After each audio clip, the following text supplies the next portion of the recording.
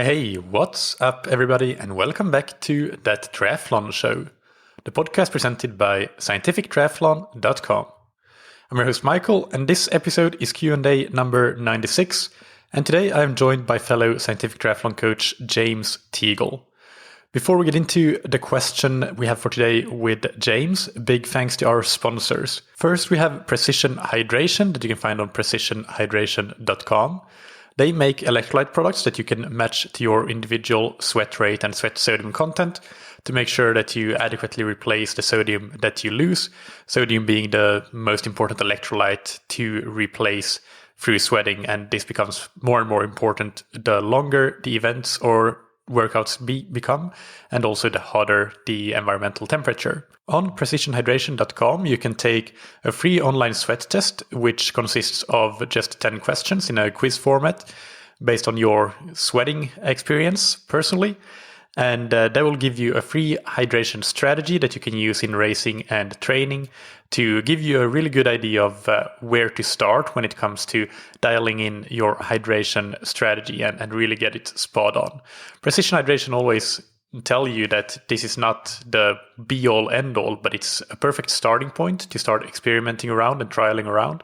And then once you have that starting point, it will be so much easier to find what is actually the perfect spot for you to be in. You can get 15% off your order of electrolytes with the promo code ThatTriathlonShow15.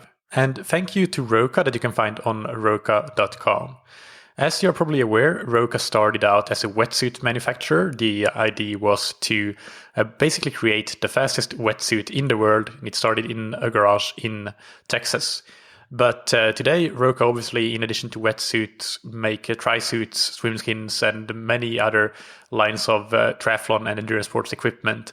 But also, in the last few years, they have made fantastic headway in the eyewear industry with both performance sunglasses and more recently, starting with prescription glasses. The same culture of innovation that led to Roka's Maverick wetsuits being worn by some of the best swimmers in the world of triathlon. It's also present in the eyewear engineering and manufacturing with, for example, things like Geeko anti-slip technology, superb material with super light products as a result, and exceptional optics. You can even update your prescription right from your home, from your computer, with a vision test that is available through Roka's website when you're going for the prescription glasses or sunglasses. You can get 20% off your order of Roka eyewear or any of their triathlon or endurance sports products, of course, with the promo code that you can get on roka.com/TTS. Now, without any further ado, here's Q&A number 96 with Coach James Teagle. Welcome back to the podcast, James. Good morning to you. It's nice to have you here. Hi, good morning. It's nice to be back and nice to speak to you as always, Michael. Cheers. And let's just start by rereading the question so we know what we're answering and the listeners know what we're answering as well. This one is from David, who asks, hi, I'm a long-time listener of the show. I'm 42 years old from the northwest of England. With no triathlons this year for me, I decided to train my weakness, which is the bike. So at the moment, I'm doing a crit training plan. While I know this isn't in any way geared towards the steady state efforts of a triathlon, will the greater top-end capacity allow room for my FTP to grow? I seem to have stagnated recently, and I'm hoping a new stimulus may give me a bump. David. So we broke this up into a few different discussion points, and the first one is, from the question, it's not really clear whether David currently only does bike training and only focuses on that crit plan, or he does that but also has the swimming and running around it. So without making any assumptions, what are your thoughts around focusing only on one or maybe two of the disciplines? Let's say that in this case, he is only focusing on the bike to tackle that. What would your opinion be on that, James? So, yeah, like you say, without making any assumptions, I think we have to take two things into account. So it is very athlete dependent, in my opinion. So the first point would be actually, is athlete specific, get that word out. It's also goal specific. So when I say athlete specific, I mean, you got to look at your sporting background and actually what your strengths and weaknesses are.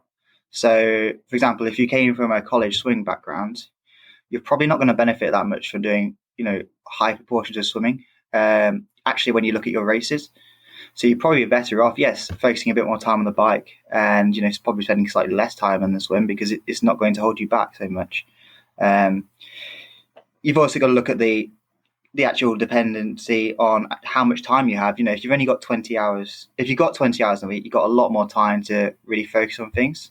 Whereas you've got 10 hours a week, actually being specific is going to be rather hard because in my opinion, you still, when you're training for triathlons, got to keep in some running and some swimming. I would never advise an athlete really to take them out, unless maybe you're right at the start of your season, in which case, because you're so far away from the event, you probably get away with a bit more, but still that would be very rare to tell an athlete to do that. So yeah, looking at time availability as well when you're looking at your athlete specific factors, and also actually how much stress can you handle. So, if you can handle a lot of stress on the bike, for example, you're doing a big crit block and like this athlete is, you're doing a lot of crit style sessions as your specific type of training, can you handle that whilst still maintaining your swim and run? And I think that's really important to look at as well. And then going on to the more goal specific things. So actually how far away from the event are you? I've already covered this off, but actually I would, if you're really going to focus on something, in my opinion, for most athletes, and, this probably is, I'm probably going to shoot myself in the foot here because there's probably going to be athletes out there who are really, really, outliers. But actually, you're probably better off doing it further away from race day so you can nail those race-specific processes. So, you don't want to be doing this 4 weeks out, really focusing on your cycling and, forgetting about your swimming and your running. Because, they're going to be critical to the race as well. And then you got to look at the racing you're going to do. Is it drafting, non-drafting? What's the competition? Is it sprint or is it an Ironman race? Actually, how important the different events are. Really, cycling, swimming, and running really depends on what kind of racing you're doing. For example, if you're doing draft legal racing, focusing on cycling and not really focusing on swimming, when swimming is, still something that's, important, is going to be, to your disadvantage. So again, I know not many listeners here will be draft legal, but actually, if you go backwards in your swimming, so you go from front pack to second pack, but your cycling's improved, actually, how much is that going to help you? And the same thing could be applied to anyone who's racing across, different disciplines. So actually, if you are going for Ironman, but you're going for the win, you need to be pretty solid at all three events. If you're just going for an Ironman, you're trying to get around and your bike is definitely going to limit you, then yes, focus on your bike because actually maybe you're already able to do the swim and the run without too many issues. I think that covers it off. I know I blabbered a lot there. Is there anything you want to add? No, not really. I think that the thing that I want to just re-emphasize, because you already mentioned it, I would also never completely take away any of the disciplines. Like always have some sort of maintenance. And for somebody who doesn't train a lot, somebody who trains, let's say, 5 times per week, perhaps, like focusing on one discipline might look like 3 bike sessions per week and 1 swim and 1 run. Still have that 1 swim and 1 run. Don't take them away completely. And then you covered off a whole lot of different scenarios. So that's great because that gives the most amount of listeners some useful takeaway points. And in this case with David, he's obviously not racing this year. He writes so himself in the question. So that basically means that what you said there about don't do this close to your race, that he's got that covered. So it's a good time for him to potentially do this. But we still believe that he shouldn't just let his swim and run go. Still do swimming and running. So if we go into that, then we think that it might be a good idea, depending on the athlete and the goal and the time and so on, a good idea to focus more on one specific discipline, cycling in this example. Then what is my question here really? So how much maintenance would you recommend doing on the other, and how would you like to do that maintenance? Well, that is really dependent on the athlete, and again, really dependent on your event, and that's gonna be horrible listening. I will stop saying that, but it really is. To give examples, I've seen some very, very good athletes who have come into the sport and couldn't swim, but were fantastic runners, and actually, they did really take their run volume down a fair bit. and not really focusing on their cycling too much. So it's kind of maintenance. So maybe one session a week of running, as a session, and then these guys probably running 6-7 hours, and then 2 to 3 hours of aerobic running around that whilst they focus on their swimming, and they really up their swim volume. Again, they weren't doing that near races. They're doing it a fair way out. But yeah, in percentages terms, it really depends on how many hours you're doing a week. If you're training 20 hours a week, then I think it's fine to do, if your weakness is cycling, so maybe spend 20% of your time in the water, 6% of the time on your bike and 20% of the time on the run. But, that's going to look a lot different to someone who's only training 10 hours a week. They've still got to spend, 25% of that is only 2.5 hours. So, if you're spending 2.5 hours in a swim, I'd say, and you want to be a decent athlete, I think that's important. You might spend 5 hours on the bike and really focusing on that, and then another 2.5 hours on the run. But that's what it means when you say specific to me, and that's kind of what I'd say for an athlete as well. That's specific. We're really focusing on cycling. If we're doing 60% of our time rather than 50%, and maybe just distributing the stress to those events a bit more. So maybe actually they're just aerobic sessions. Your swimming is just aerobic with a couple of sprints, and your running is, like I say, one session which isn't too hard, and the rest is just aerobic. And actually, most of your intensity, if you're like this guy is saying, he's doing a crit program, that's going to be quite intense. So most of your intensity comes out on the bike because you've got to manage that stress as well. Actually, you can only manage a certain amount of stress in the week, and it's just dependent on how you distribute that with the time you've got. That makes sense? Yeah, it does. And by the way, that leads me to another question. For those listeners that may not know, what does a crit training program mean? Actually, can you describe what a crit event is and what the training might look like, just as a very brief overview? So, a crit race is essentially a race with it's like a cycling race. It is a cycling race. It's a draft legal cycling race around a circuit or around maybe a town centre or around like a racing track, and typically they'd have a lot of sprinting out the corners. So it'd be tight corners and you're sprinting, and then you'd be going above FTP, and then you'd be going into that real anaerobic energy, VO2 max anaerobic kind of zones out of the corners, and then you settle into just below FTP between them. So in the straights, and you do it repetitively. You might spend an hour just basically sprinting, going easy. So like an extreme fartlek session. So that's what a crit program for me should be training you for. Is actually it's going to involve a lot of time with efforts above FTP, and then maybe a bit of time with efforts slightly below FTP as well. That's what I'd understand a crit training program to be. In this case, I know there's probably some other descriptions of it, but that's what I understand it to be, and that's how I describe a race anyway. A crit race to be something where you're doing a lot of sprinting and then settling into just below FTP. And these races typically last, maybe 45 minutes to an hour. There's obviously outliers, but that's how long they typically last. Yeah, no, and I'd agree about what that program looks like. And I think one of the points that you mentioned there is that you mentioned maybe having one session on the run and some sprints in an aerobic swim.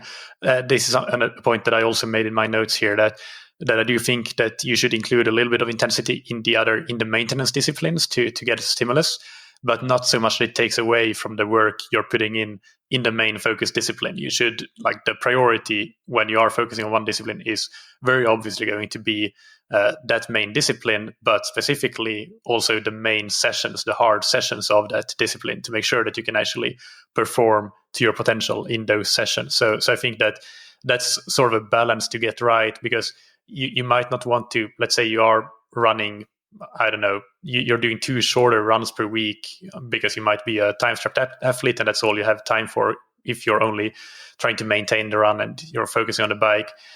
But then basically you want to have some intensity in one of the runs to get a little bit more bang for your buck. But you need to find that balance. You don't want to go out and smash yourself and make it a 45-minute time trial that will then make sure that you can't hit your power targets in the bike that you have planned for the next day, which is more important. Yeah, that's certainly what I'd agree with that as well. So yeah, I mean, you're trying to balance the stress of a week so that you can tick those key sessions off in that specific discipline. But you also don't want to, it's maintenance. You don't want to go backwards really on swimming, and you probably will a bit if you're far enough away from the event, and that's okay. But yeah, I think it's, just balancing out the stress of a week to make sure that you can really hit those key sessions in that specific discipline. And that is athlete dependent. It depends on your background in the sport and actually how much stress you can manage. If you've done endurance training for a long time, you can probably manage a bit more stress in those maintenance disciplines than someone who's not, if that makes sense. Absolutely, yeah. And I think that, well, you mentioned it many times already, but how much time you have available is a key here. So I think for somebody who has less time available, then you might have to accept that you might go backwards a little bit, as you say, in those other disciplines, in the run and the swim. If you're training 8 to 10 hours per week, for example, and you want to focus on the bike, well, actually, that doesn't leave a whole lot of time to do swimming and running. But you should do a little bit, and you need to try to minimize the loss in those disciplines, and then make sure that you get the most out of your bike training. Whereas if you are somebody who has 20 hours per week trained, then I agree, you don't really want to go backwards in those disciplines. You want to try to maintain them, or at least get very close to maintaining your fitness level in them, and you still have enough time to focus on the bike there. So I have a couple of examples here with the sessions. Let's say you, like, a key session for you has been on the run 4 times 8 minutes at threshold.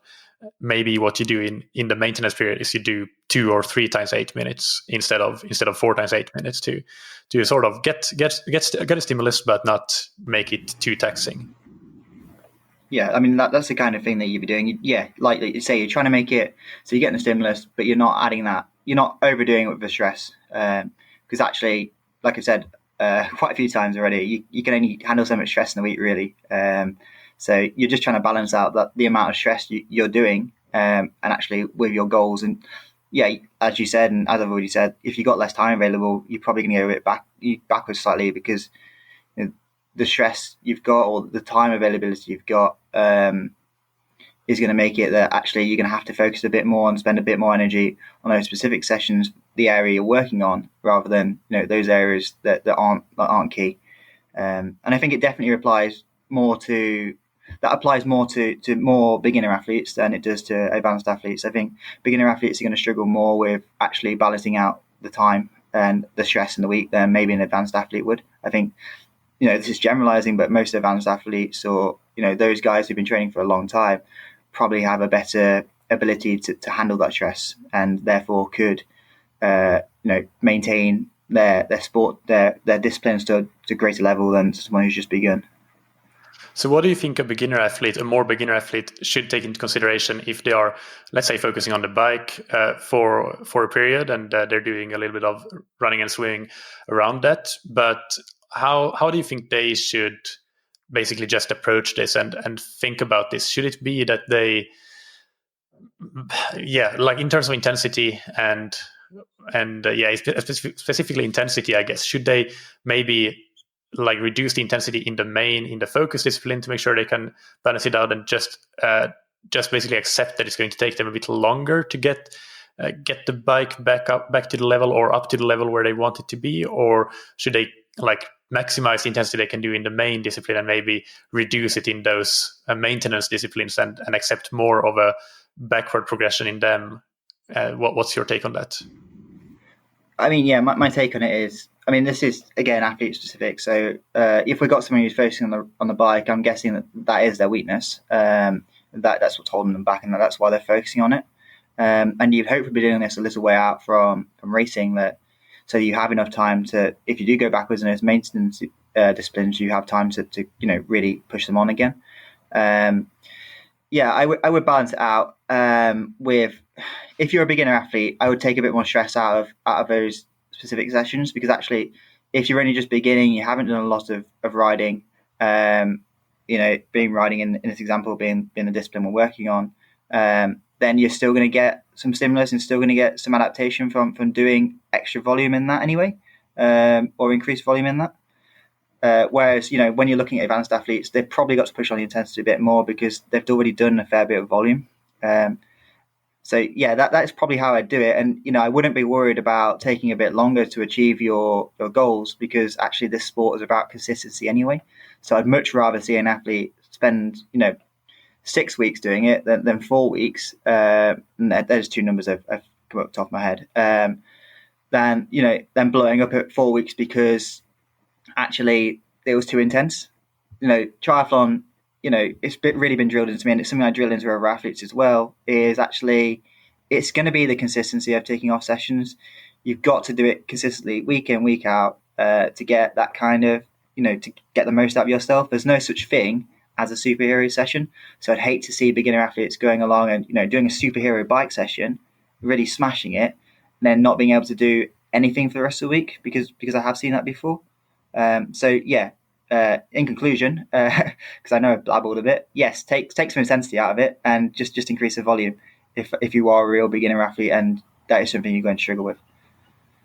Yeah, no, I 100% agree with that. And the way that I would perhaps prescribe that or try to control that in coaching would be basically setting a session RPE limit for those hard sessions. So let's say they have a threshold session on the bike. I would say, look, this session should feel no harder than an 8 out of 10. If you get to the point where you feel you can't achieve that, then either reduce the intensity a bit, or maybe that's the time where you actually skip the last couple of intervals because you've already achieved the target for today, and it's better to stop when you have the ability to still recover in time for the next session and come back and fight that next day, rather than, as you say, be forced to take more days of recovery, or just get into the vicious cycle of trying to absolutely smash it day in, day out, because you can get away with that for a time, but then eventually it will catch up to you and you won't be able to push through anymore. And actually at that point, it's too late, and you will probably have to have a couple of weeks at least of intensity because you took it too far and you can no longer hit the intensity no matter how hard you try. So basically having a bit of a cap on your effort in those intense sessions can be a good thing for the beginner athletes to make sure that you get the balance right. And I think, you hit the nail on the head there. You're much better off slightly underdoing it than overdoing it, in my opinion, because if you have to take a couple of weeks off, look, you're probably just going to go backwards, so you just wasted 4 weeks of your time. The 2 weeks really intense and 2 weeks off. You're probably not going to see anywhere near as much adaptation as if you'd just done it consistently and slightly easier. You can always tell these things. If once you get used to, your power and your efforts, and I think for a beginner athlete, it is hard because it's hard to control. It's hard to actually quantify how hard you're working and how much you've got left in the tank. And you are going to make mistakes for sure. No one's going to go along. I nailed every single session I did all my life because no one's ever done that. I think unfortunately, as being an athlete, part of this learning curve is going to be actually how far can you push yourself and how far is too much, and actually what is 8 out of 10. What does that actually feel like? You can do things like see where your power is starting to drop off, for example, but actually you have got to go and get the experience of doing that as well. So I don't want beginner athletes listening to this to think, I don't really know what 8 out of 10 is, because I don't think many people do when they first start the sport. It's just you've got to make those mistakes, but when you make those mistakes, you've got to learn from them quickly, and that's going to be what helps with the consistency. Yeah. Yeah, and that's one of the benefits of coaching, obviously, that you can just fast track that progress through the learning and the education that the coach gives you around that, and the discussions around like what did this session feel like, and the coach can help guide you in that direction. But let's move to the specific question here in terms of, so we talked about the advantages and the considerations that need to be taken when doing a focus block like this. But the specific question here that David has is, can a crit training plan specifically on the bike be a good choice, as it might allow his FTP to grow and by building the top end? So what are your thoughts around that? Well, it's actually really tough to answer this question without having seen David's data. So the answer is potentially. It really just depends on his weaknesses. So, I think the first thing that you've got to do if you're in David's situation is actually measure your functional reserve capacity, or W prime. And that W prime would represent your ability to work above critical power. So it's a fixed amount of work that can be performed above critical power. And it depletes. Its depletion rate depends on how far above critical power you are. So critical power, I'm using that interchangeably with FTP because it's essentially the same thing. But essentially, you've got FTP, and as soon as you go over that level, you start to deplete W prime, which is like your battery, and the further above FTP you go or critical power you go, the quicker that is depleted. And from testing, we can see actually how much W prime you have, or again, I'm using W prime and FRC interchangeably, so I know I'm doing that, so just be aware of that. It's a real bad habit I've got, but yeah, you can see how much W prime you have, so how much how much ability to go above critical power you have, and therefore that getting those results from a critical power test, you can see actually where on the scale you'd be. So I'd say anyone with less than 15,000 joules of W prime is probably a diesel, and probably needs to push on their ability to produce energy, produce power above FTP. Whereas you might have someone like I deem it to be a Ferrari with 2,000 joules of energy as their W prime, and actually it's not really going to be that beneficial working on doing a crit program if that's your case. When we look at triathlon, the most important number really is critical power, because that's your highest work rate, over a bike leg. The higher critical power is, the lower the overall intensity of a bike. So I think that's the key number, and I do think it's important not to get too bogged down with W prime. Critical power is the important number, but yeah, W prime is important, and I think it is again race specific. So look, I don't know what kind of racing David wants to do either, but actually, when you look at his percentage of FTP in a sprint, he's going to be a lot closer to FTP in a sprint and possibly going, above it, so depleting that W prime, than he should be in an Ironman. So maybe if you're doing an Ironman, there's not as great a need to do that work in W prime. Again, athlete specific. I've seen some very interesting athletes, and I have done some work on W prime with Ironman athletes, but a long way away from racing. And then again, if you're a draft legal, having a good W prime is really advantageous, because you're going to do a lot of sprinting. You're going to have to go out of corners, and actually you don't choose how hard you're going to ride. It's kind of determined by the pack. So, if someone puts an effort in, you're going to have to respond. And, if your W prime is depleted and your FTP is not enough to keep up, you're going out the back. And, again, looking at stochastic native courses, so you might be doing an individual Olympic, so you might be non-drafting Olympic and actually going up hills, or again, quite a lot of corners. It's important to have a W prime to deal with that. But it is very event specific. So even in draft legal races, where I'd say it probably applies the most, if you've got a very flat course and the race turns into a bit of a roll around on the bike, or actually there's not many breakaways going away, or it's a solid effort at around FTP because your FTP is quite high, and you don't really expect to be going that much harder than it, then actually working W prime probably wouldn't help you so much. But you're going to turn up to some races in the year where your W prime, having a low W prime, is definitely going to be a limiting factor. I would definitely focus on having, after done a crit style training program, I'd definitely do a focus on FTP, just to make sure that's as high as possible, because like I say, you don't want to be having a W prime above 2,000 joules, 20,000 joules, sorry, not 2,000, above 20,000 joules, and then an FTP that's 60-70% of your VO2 max, because your FTP is still going to be the most important number there. Does that all make sense? It does, yeah. And I would just draw the attention to the fact that there is a correlation between a high W prime or a high FRC and a high VLA max as well. It's a correlation, like they're not the same thing. That's not what it means, but there's a correlation. And so if you are somebody focusing on especially non-draft racing, steady state riding, and especially when it comes to the longer races, but even things like an Olympic non-draft, depending on the course, as you say, that the course really has a lot to do with this, but then you don't want to have that VLA max too high, and equally a too high FRC or W prime could be an indication that your critical power or your FTP is much lower than it could be, because basically you're too glycolytic. So that's another aspect of it. One more thing that comes to mind is that even though what W prime is one of the main things that you're trying to work on for your crit program. I also think that potentially like a one main effect or even a side effect would be that it could be good as a VO2 max boosting training plan.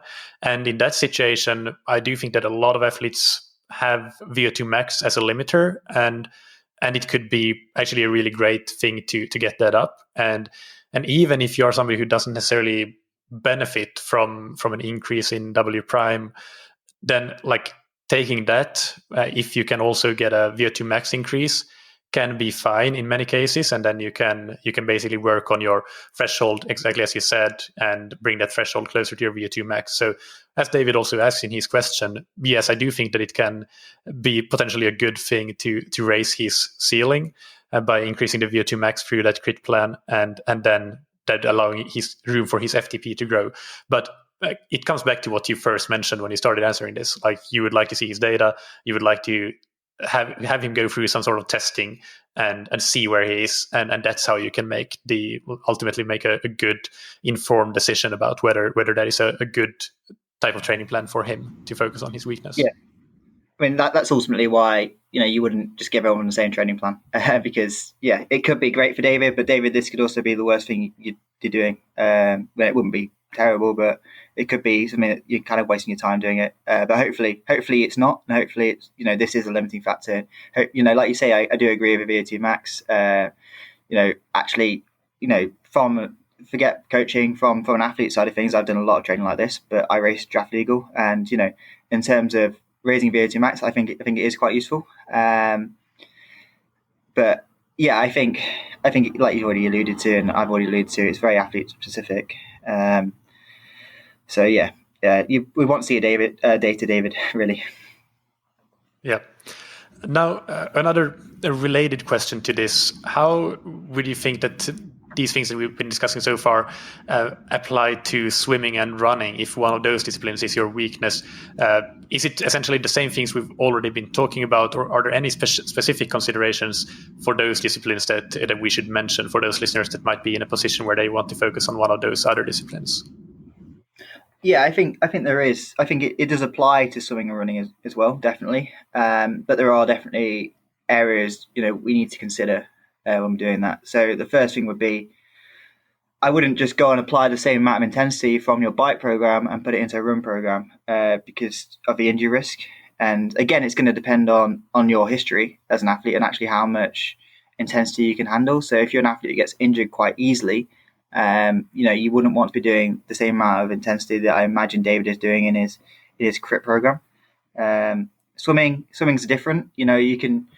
I think you can handle a lot of intensity in swimming, but actually you've also got to take into account the limiting factors when it comes into each sport.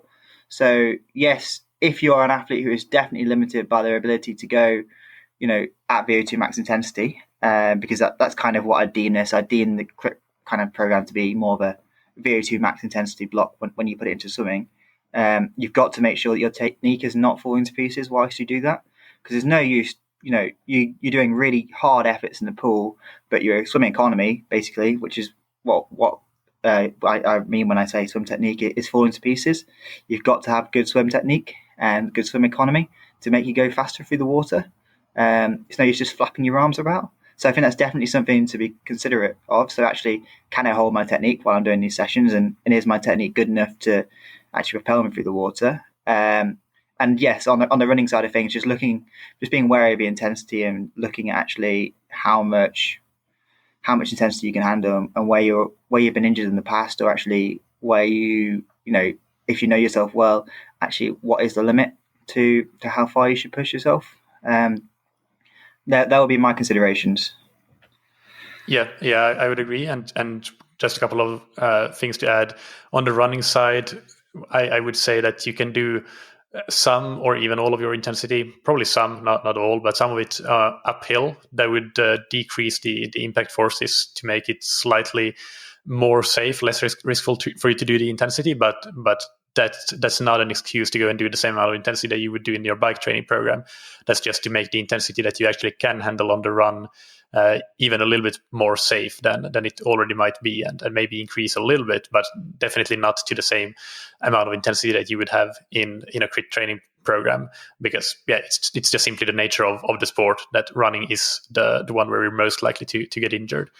And with swimming, I think that, as you say, you can handle a lot of intensity, but don't forget about technique.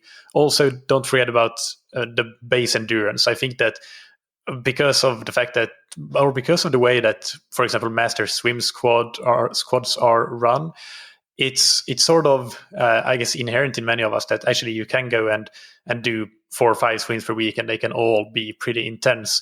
And yes, you can get away with that, but I actually think that you're missing a lot of the point, a lot of development, because it is an endurance sport. So actually, you need to make sure that you still have the endurance training in the swim as well.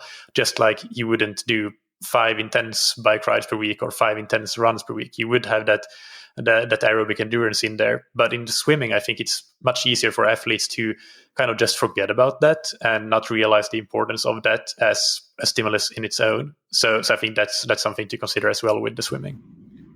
Yeah, and I think it's also this is around this point also actually how you measure whether you need to. I know this is probably the next question as well, but actually measuring what your weaknesses are is slightly different. I mean, you can perform a critical power test or look at your FRC running if you're running with power, but actually maybe the tests are slightly different. And especially if you're looking at swimming, you're probably obviously you can't swim at power, so you're probably looking at different ways of measuring it. So you're probably looking at your times and how it's falling to pieces as you go up. So maybe you look at your 100-meter time, your 200-meter time, 400-meter time, and 1500-meter time to gauge whether or not you need to work on your swimming, and whether actually that kind of VO2 max, which is again what I'm calling this is a crit program in a swim, is actually that area you need to work on. I don't know if you agree with that, Michael. Yeah, I agree with that. I totally agree with that. I think that the way I sort of thought about this question is more about the general aspect of blocking or a focus block in itself, not so much whether it's a VO2 max block or a threshold block or whatever it is, volume block. But just but well, I guess that otherwise, if we don't limit it to some way, we would be here discussing this all day. But yeah, I mean, in terms of intensity in general, I would say the exact same thing whether we're talking about threshold training or VO2 max training. There's still the same things apply. You can only do so much threshold training on the run before you really run the risk of injuring yourself. And with swimming as well, we all know this, if we've done like a 2000 meter threshold set, that it's very easy for your technique to really fall apart. So maybe you need to sort of draw the line somewhere to make sure that you get the technique, and even though you think that you can do threshold swimming every day, the same thing applies. You need to get in that aerobic endurance as well. So yeah, that's where I was coming from with that sort of question. Not so much just the VO2 max block, but the block focus in itself. But yeah, you alluded to it already. The final part that we are going to discuss here is just the general thoughts around how to make better, more educated guesses on what is actually the type of training that you should be doing to get the most benefit from these types of blocks, or in general just get past the plateau. Yeah. So there's as I'm sure listeners know, there's loads of tests out there, and in terms of this question, so around the crit training, whether or not that would be useful for you, I would actually want to work out my FRC W prime. So I think the easiest way to do that is to use some software like WKO and actually just input a 1 minute max, a 3 minute max, 5 minute max, 10 minute max. So a multitude of different efforts across different durations. Put that into WKO5 and it will give you your FRC. And your FRC is low, you need to work on it. If your FRC is quite high, then don't worry so much about it. You can do that with critical power as well. So plot your critical power as a straight line. So you do an FTP test to work that out. On the y-axis, you'd have power. On the x-axis, you'd have time. And you plot y equals mx plus c, where m is, so the slope of m is again critical power, and the y-intercept is c. The intercept is W prime. So I muddled that up. But yes, that's how I do it if you didn't have WKO5. and other things I want to know. So you've come out of that and you've worked out actually where your FRC is and actually whether that's a limiting factor. I'd also want to know, just because I'd be interested to know actually what my limiting factors are. I'd want to do a VO2 max test and maybe a ramp test to work out where my second threshold and first threshold are. So yes, we get these these numbers off Garmin or off your training device that predicts your VO2 max, and I've had some interesting results when I compare that to lab testing. I don't know if I've fed it the right data. I haven't really gone into that too much, if I'm honest. But I want to know what my VO2 max is, and I want to know what my... Can you give an example of that? How they have differed, the VO2 max from your Garmin and the lab test? So, for example, I've done a lot of lab testing. So when you get your Garmin device, and it usually goes something like, you've got a new VO2 max, it might be like 67 or something. You've done a great workout, you got a new VO2 max, and I know for a fact that it's because I haven't probably fed it with the right data, that it's not actually near what I've had tested in the lab, and I've seen it across a multitude of areas, and it also depends on whether you're keeping your weight up to date.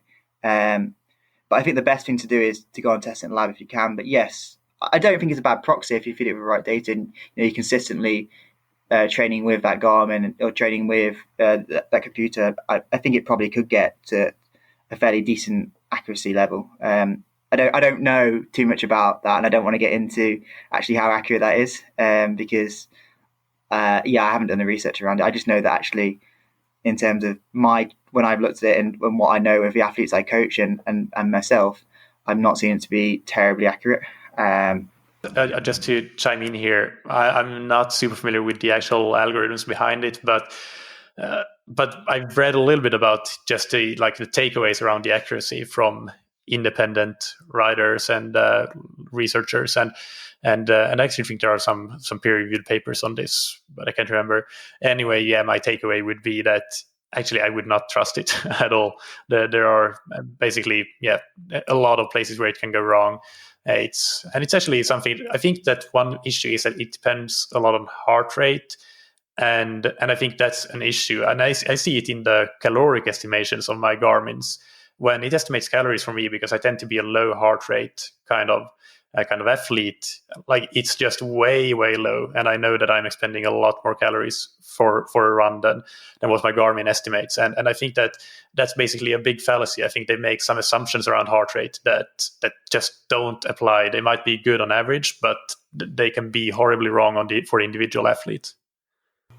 Yeah, I mean, that's kind of what I was trying to say. And I just don't want to get too involved in that argument, because I know there's going to be people out there who really strongly believe in it. But I don't think it's accurate in summary. But go and do a VO2. Going back to the original question, I'd go and do a VO2 max test if possible, a ramp test, work out where your thresholds are, and then you can see, what is limiting you. I think that's really important. You can see that actually if your second threshold is 85 to 90% of VO2 max, actually you need to push on your VO2 max. So maybe then you could go and look at your FRC, because I think that the most important values in triathlon are your first and second thresholds. So you need to know where they are, because actually they're going to determine your race result.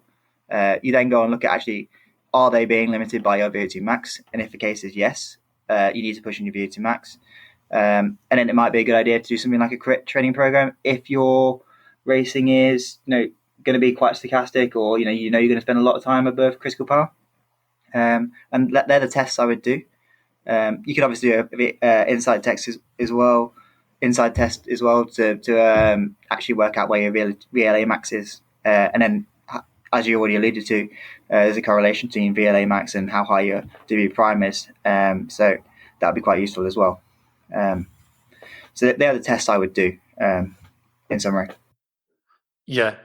I would agree with that. Do some sort of physiological testing. Also, obviously, work with a coach who can use their experience in working with athletes like you and determine based on your situation, your athletic and physiological profile, what might be best for you. Coaches that have had that experience in the past, they are in a good position to make much better educated guesses on what might work. And then, but if you're doing this yourself, then basically test one variable at a time. Like, for example, you might start by focusing on volume. Just increase your volume. Don't change your intensity at all on your one focus discipline, and do that for a few weeks and see how that works. Maybe you do something like some sort of critical power test before and after, and then you can get some specific data around that. And then you can do a block where you do some sort of specific form of intensity as your focus. Maybe you do some VO2 max sessions because you determine that that's where you're lacking. You're limited by your VO2 max.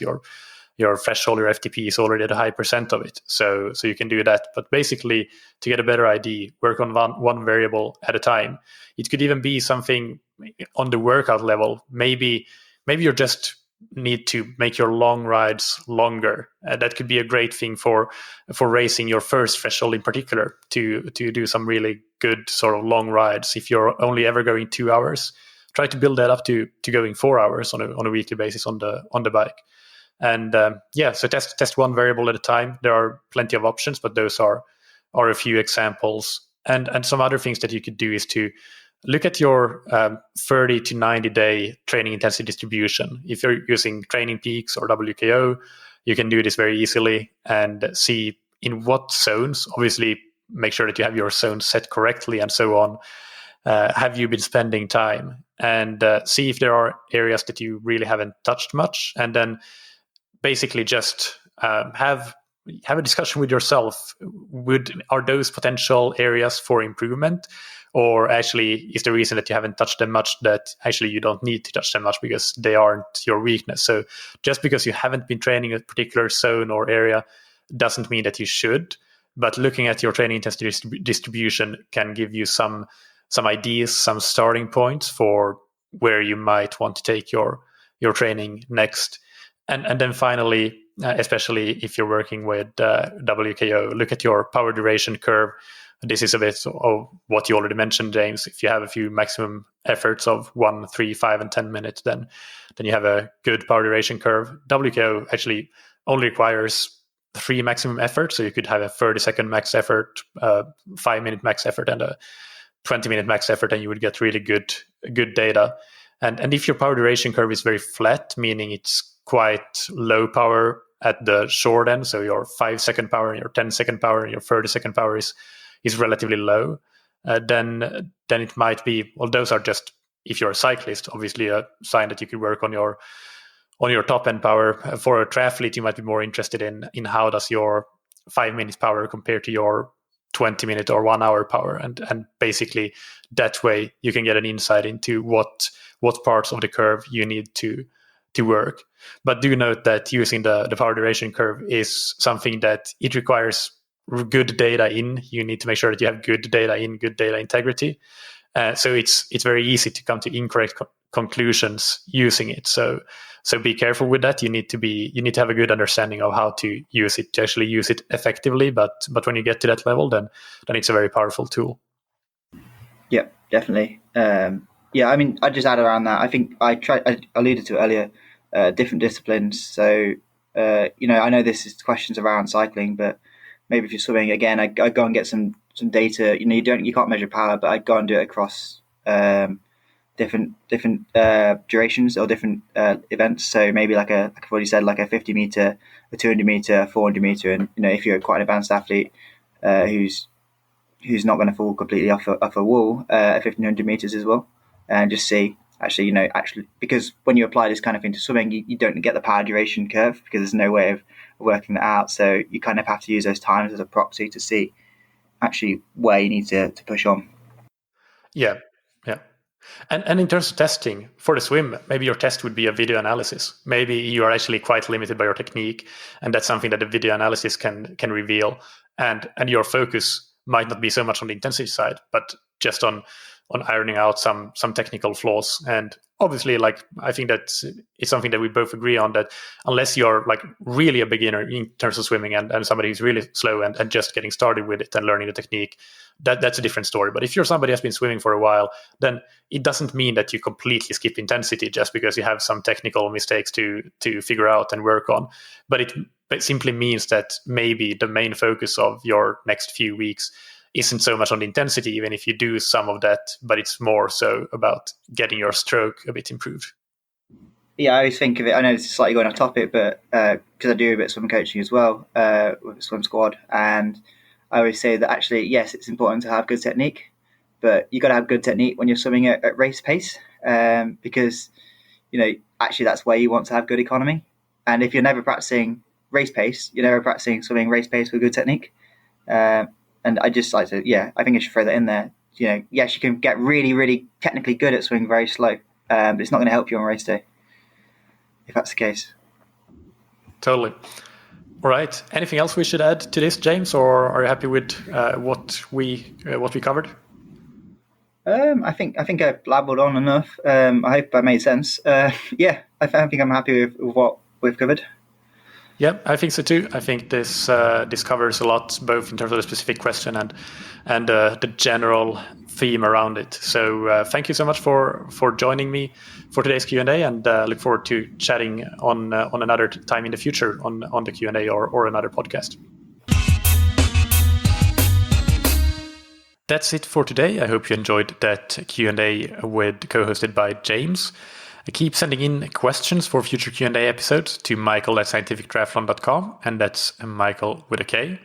You can find James on Instagram. His handle is @James_Teagle. And of course, he is on scientifictriathlon.com on the coaching page, where you can read more about his bio and his coaching and so on. And on that note, if you are interested in coaching or training plans, whether they be ready-made or customized, you can find more information about all of that on scientifictriathlon.com. Go and check it out if you want to take your triathlon performance to the next level. Big thanks to our sponsors, Precision Hydration, that you can find on precisionhydration.com. Go and get your free hydration strategy for your next race and get 15% off your order of electrolytes with the promo code ThatTriathlonShow15. And big thanks to Roka, that you can find on roka.com. Check out their wetsuits, tri-suits, swimskins, goggles, and high-performance eyewear, and prescription glasses and sunglasses, and get 20% off your order with the promo code that you can get on roka.com/TTS. Thank you, as always, for listening. Keep training smart and keep loving triathlon.